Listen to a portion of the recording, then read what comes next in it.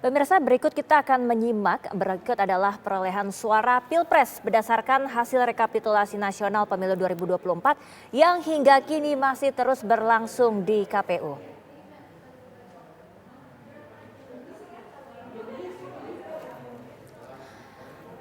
Hasil rekapitulasi suara Pilpres 2024 di mana kali ini didominasi atau paling tinggi nilainya adalah dari Prabowo Gibran dengan poin 58,51% suara.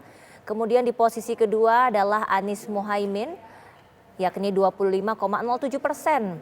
Dan yang paling terakhir adalah pasangan Ganjar Mahfud di 16,42%. Dan ini merupakan hasil yang bersumber dari KPU.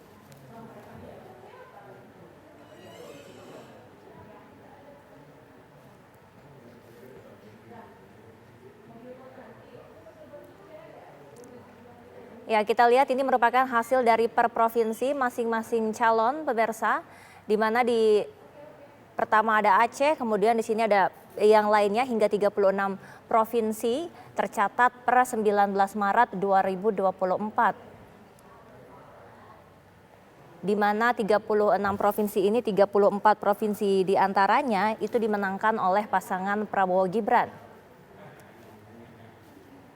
Dan Anies Mohaimin ada 2 provinsi,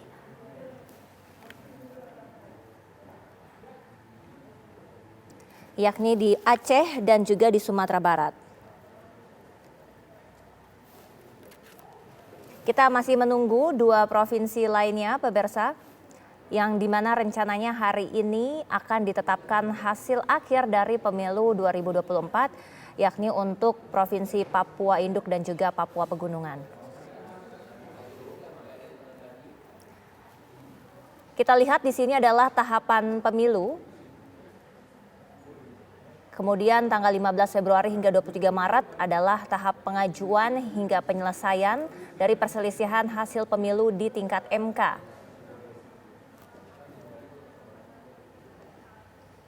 Kemudian akan pengucapan sumpah janji DPRD Provinsi dan juga DPRD Kabupaten atau Kota. Kemudian pada tanggal 1 Oktober merupakan pengucapan sumpah atau janji DPR dan juga DPD.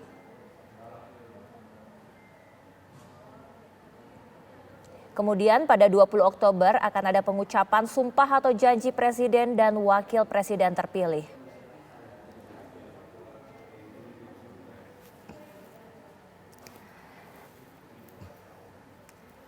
Dan kali ini pemirsa kita sudah terhubung dengan seorang pakar politik yakni Mas Adi Praitno. Selamat siang Mas Adi. Selamat siang Prima. Iya, apa kabar Mas Adi? Ya, alhamdulillah sehat selalu. Gimana? Ya. Mas Adi pasti sudah memantau ya proses rekapitulasi hari ini di mana masih ada 2 provinsi yang kita tunggu.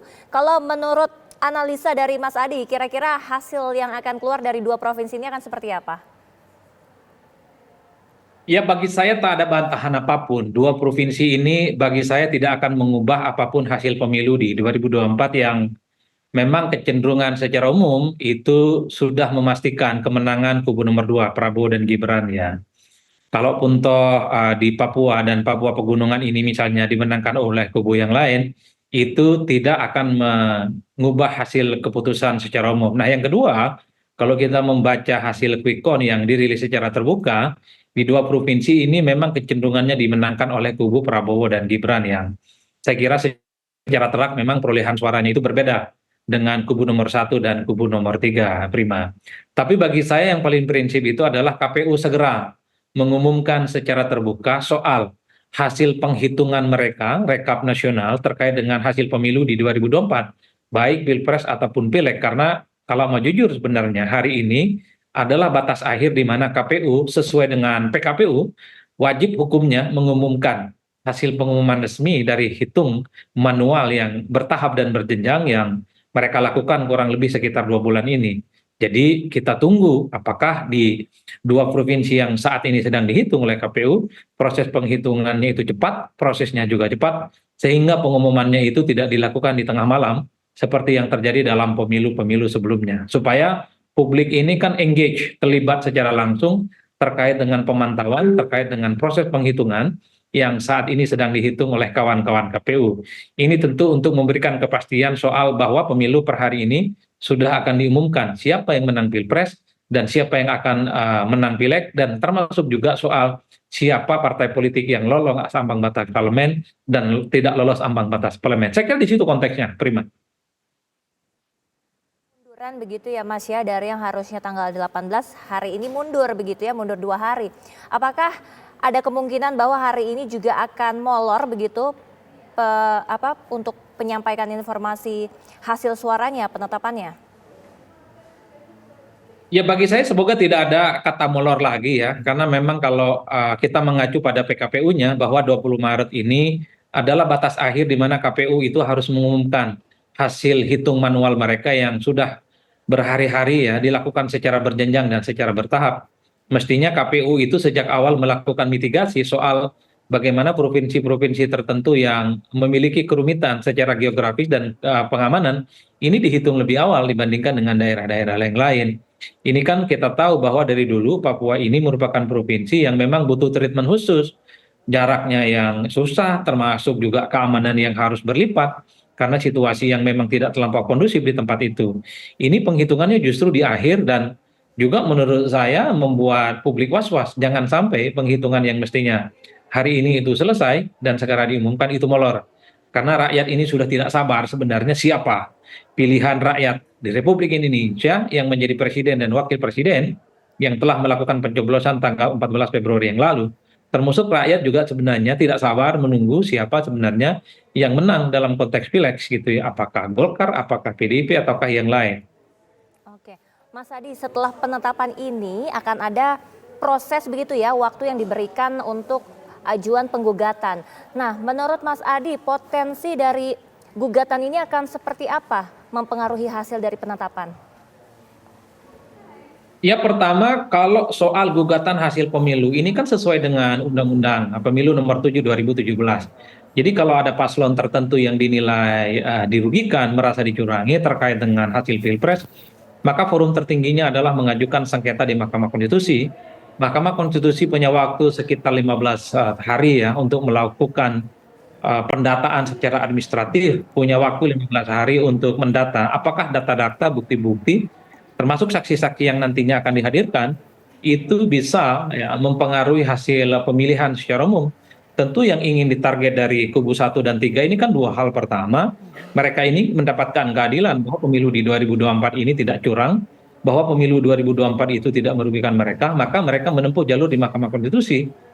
Ya sesuai yang sering mereka lakukan bahwa mereka ini dirugikan dalam konteks pemilu 2024. Bukti yang akan bicara segala-galanya. Yang kedua tentu sepertinya ada harapan entah itu kubu 1 dan di kubu 2, bahwa dengan adanya gugatan sengketa hasil di Mahkamah Konstitusi, ya Pilpres itu tidak terjadi satu putaran, tapi berlangsung 2 putaran. Kan nanti tinggal diuji apakah ketika gugatan di Mahkamah Konstitusi ini digelar perkaranya, karena sebagai pihak yang menggugat, tentu nomor 1 dan nomor 3 ini harus menyertakan bukti-bukti yang valid yang bisa dipertanggungjawabkan. Karena pada saat yang bersamaan kubu nomor 2 juga menyediakan itu ya, menyiapkan fakta-fakta faktual, fakta-fakta valid termasuk pengacara-pengacara top yang saya kira akan saling berbantahan satu sama yang lainnya. Kita sangat layak untuk menghentikan pertandingan bagaimana hasil sengketa pemilu ini akan dilaksanakan di Mahkamah Konstitusi. Kita tahu persis betapa 1 dan 3 ini sudah menyiapkan segala-galanya terkait dengan amunisi sengketa hasil pemilu. Kubu 1 misalnya dari segi saksi katanya mereka itu akan menghadirkan sejumlah kepala desa yang dinilai dimobilisasi, dinilai dipengaruhi untuk mendukung salah satu paslon. Mereka juga akan katanya ingin membawa sejumlah KPPS dan petugas-petugas yang dinilai diintervensi untuk memenangkan salah satu calon. Kalau kubu nomor 3 ini kan katanya ingin menghadirkan saksi dari oknum Kapolda tertentu yang dinilai tahu persis terkait dengan dugaan-dugaan kecurangan itu. Ini yang saya kira layak kita tunggu, apakah saksi-saksi yang dihadirkan termasuk isu-isu yang nantinya akan dibawa materi ujian gugatan hasil pemilu di KPU itu bisa dipertanggungjawabkan atau tidak. Ya. Jadi prediksi dari Mas Adi bahwa kedua paslon lain yang kalah ini akan menggugat paslon yang menang begitu Mas Adi? Kita boleh jawab di segmen selanjutnya usai jeda berikut ini, tetaplah bersama kami.